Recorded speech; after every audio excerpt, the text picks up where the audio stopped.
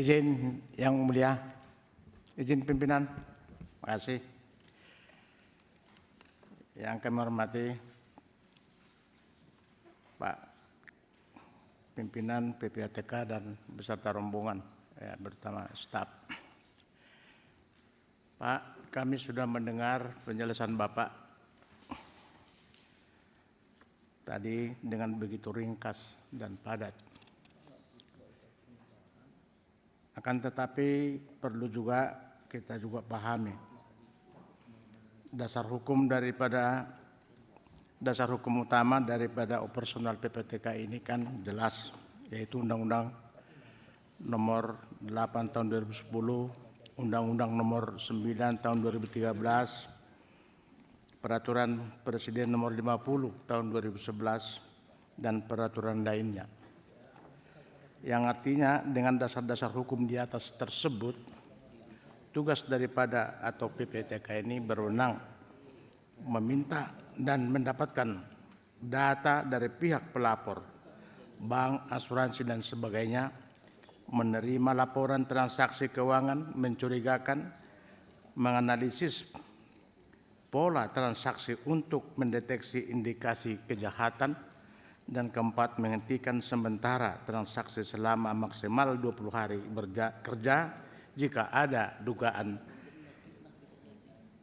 kuat hasil tindak pidana. Yang menjadi pertanyaan kita, Pak,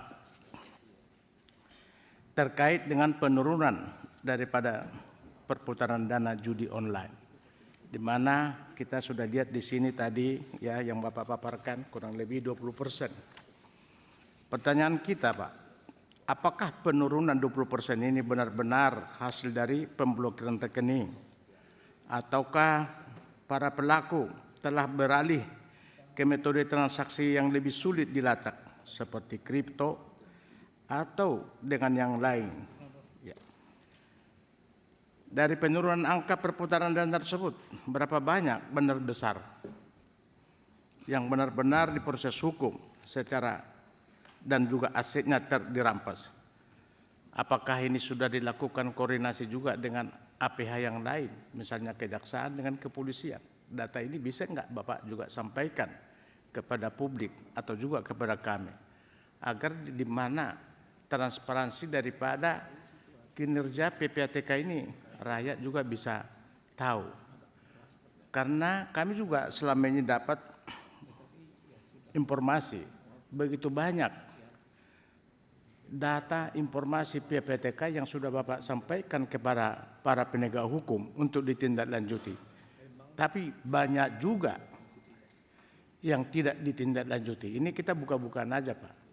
Artinya ini sebenarnya juga harus ada perlu dari PPATK melakukan koordinasi kembali, ya, dari hasil-hasil yang Bapak sampaikan, follow up-nya bagaimana, ya, apa masalahnya, apakah karena kekurangan data yang Bapak sampaikan, ya, supaya bisa ke depan ini bisa ada perbaikan dalam menganalisis segala transaksi keuangan sehingga bisa berproses hukum yang adil dan masyarakat bisa mendapatkannya.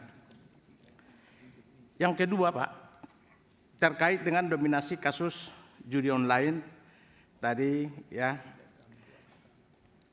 ada 47,49% dan korupsi hanya 5% yang bisa terdeteksi. Mengapa angka korupsi yang terdeteksi melalui lembaga transaksi keuangan mencurigakan jauh lebih rendah, ya, dibandingkan judi online?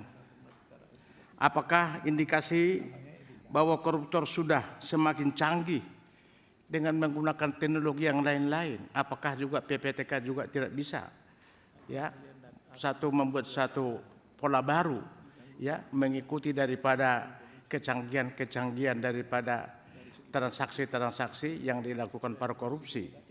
Nah, ini menjadi juga tantangan, ya, kepada Bapak orang, ya, selaku PPATK yang ditugasi oleh negara. Yang selanjutnya, bahwa dari 47 49% laporan judi online tersebut, berapa persentase yang berhasil dikonversi menjadi penetapan tersangka dan penyitaan aset terhadap kasus tersebut, Pak? Jadi sekali lagi, agar masyarakat puas, kita tahu kinerja PPTK ini sudah sangat-sangat maksimal sebagaimana yang telah diatur oleh undang-undang. Ini saya kira hal yang wajar, harus kita sepakati semua, kita harus bisa memahaminya. Saya kira ini aja pimpinan dari kami sementara pertanyaan. Terima kasih atas kesempatan yang diberikan kepada kami. Cukup ya Pak Mangyut, masih kita beri kesempatan. Siap. Kalau masih ada. Cukup? Makasih. Oke, Pak Andi.